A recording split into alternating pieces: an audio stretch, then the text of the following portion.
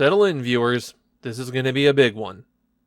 Yo Bro, whose title on the cover has no punctuation, whose title on the title screen has a comma, and whose title on the hue card and spine of the case has an apostrophe, is one of the most notorious games for the TurboGrafx 16. And that would likely be true even if the game was decent. It's not, but we've got a bit of a crazy backstory here. Yo Bro is the first licensed game based on Camp California. What's Camp California? Well, now we really have to go back. You might have heard of a band from the 60s called the Beach Boys. Now, I've never been a Beach Boys fan, but even I was well aware of the general outline of the band's history. Huge in the 60s, made one of the most influential albums of all time, and then crumbled due to the various personal problems and tragedies of its members. At the point where Camp California enters this, the group was in one of their more turbulent periods following a brief nostalgia-driven resurgence. And a significant source of that turbulence was Mike Love. The perspective of the Beach Boys that I developed in the 90s was, wow, someone is really trying to milk this nostalgia cow hard. And that person was Mike Love. I won't get into the treatment of his fellow bandmates, or how Love handled the Beach Boys once he had effective control of the group. Those are things for a Beach Boys retrospective. What matters here is Camp California. Camp California seems to be something that Beach Boy fans would rather sweep under the rug. It's not the most embarrassing thing in the history of the Beach Boys, but it's down there. Camp California seems to have originated as a bit of late bandwagon hopping. Toward the end of the 80s, surf culture had a bit of a moment. Kids were into it, so you saw it on TV, there were major clothing brands, and in 1991, a few years after the wave had crested, Mike Love decided that he wanted the Beach Boys to get in on this. And so he laid out Camp California, the official mascots of the Beach Boys. A set of cool California bears who happen to really like surf rock. The plan seems to have been a big multimedia push with a Camp California cartoon, an apparel line, toys, music CDs, and video games. Most of this really failed to materialize. The cartoon never progressed past the concept phase. For the apparel line, some t-shirts seemed to have been made, but nothing more than that. The toys only turned up in Carl's Jr. meals. That would be parties for the non-California part of the country. And one music CD was produced.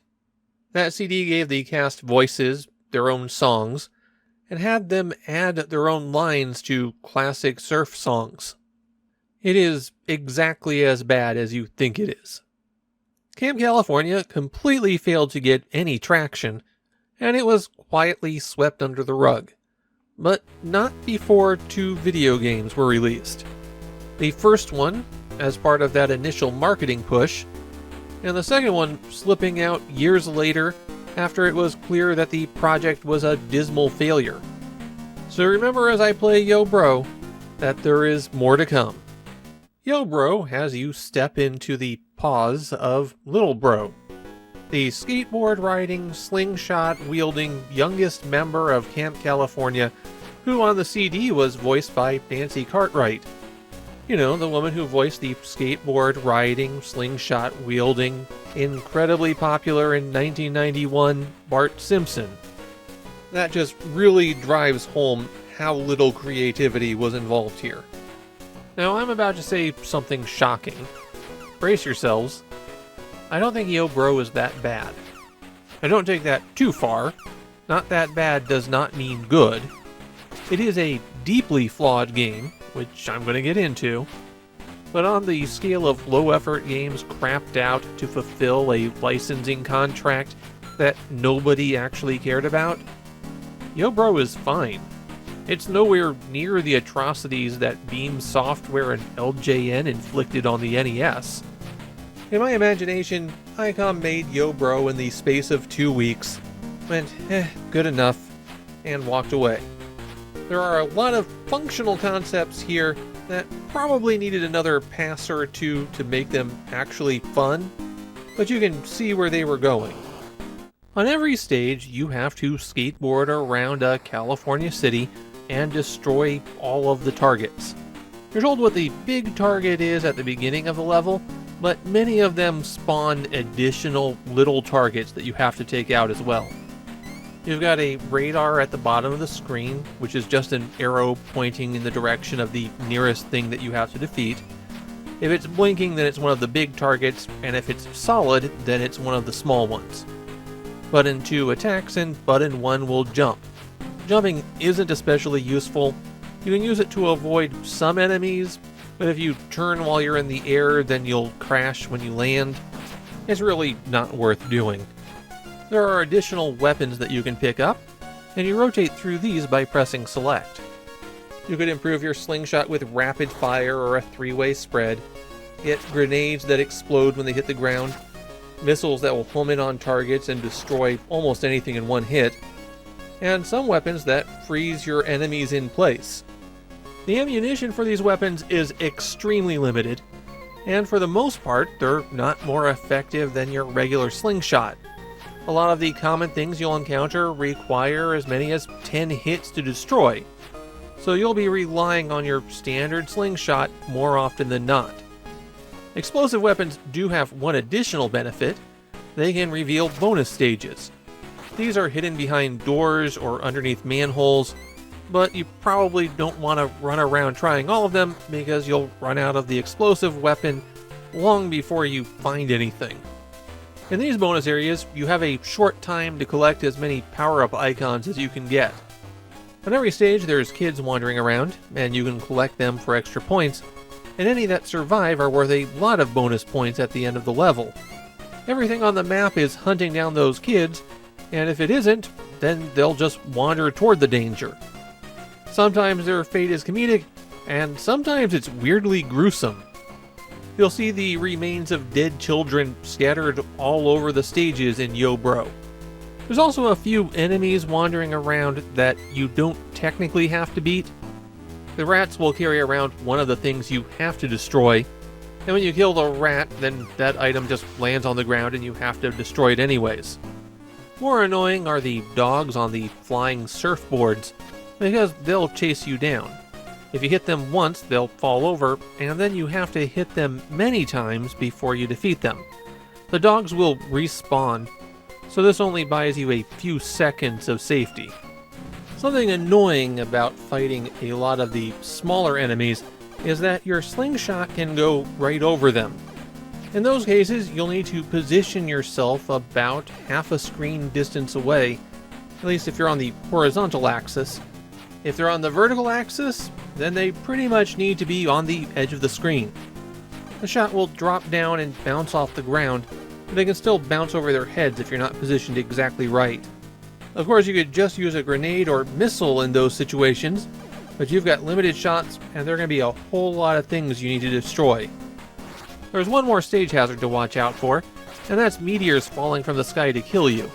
If you take too long on a level, they just start dropping, and the rate at which they drop increases over time. This is a real problem because of what you have to do to destroy the big objects. Most of them recover over time, so you can shoot them a few times, back away, and then they'll restore back to full health. And this is not a slow process. It's maybe 5 seconds before you lose all of your progress. You can't shoot things enough times to destroy them while you're on the move. You'll run into them and take damage before you die. So what you have to do is pull up to something, stop, and then pound on it until it explodes. When the meteors start dropping, you can't stop, so you can't destroy anything. You're unlikely to run into this problem on levels where you just have to destroy a horde of monsters. It's the stages where you have to destroy monster spawners where things become a real problem. The monster spawners operate whether you're on screen or not, and then the monsters wander off, tracking down kids or you, whichever one's closer. The spawners release new monsters fairly regularly. It seems to limit them to 2 each, but if there's less than 2, then it's less than 15 seconds before another one spawns. So obviously you need to destroy the spawners first. That's elementary strategy. The problem is locating these spawners when you've got a constant flow of monsters. The monsters don't hang around their spawner, they're wandering off all over the map. And since there's a lot more monsters than there are spawners, your radar is almost always going to be pointing to the monsters. And of course, if you go to the monster and kill it, then another one appears. So you haven't made any progress. It creates a treadmill situation where the only real solution is to run around a level like crazy, identifying where the spawners are, because they're always in the same location, taking them out, and then slowly whittle down the enormous quantity of monsters that came in. It is very time consuming to do this, and that's why rocks will start falling on your head. Little Bro can take damage 9 times before he dies. Yes, his health bar has 8 spots, but he still lives if it's on 0. You can restore your health by collecting hearts that sometimes drop from the big enemies. And if you do die, then you have to restart the stage from the beginning. Now that sounds bad, because it is. But with the default settings, you get an extra life every 30,000 points. And it's not hard to earn 30,000 points in a stage. Even though you only have 3 continues, you can keep going for a very long time. You've probably already noticed it, but all of Yo Bro is scored with Beach Boys tunes. That's kind of to be expected since Camp California was the official mascot of the Beach Boys. They're not bad renditions, but the song loops forever, and I got sick of Help Me Rhonda really fast.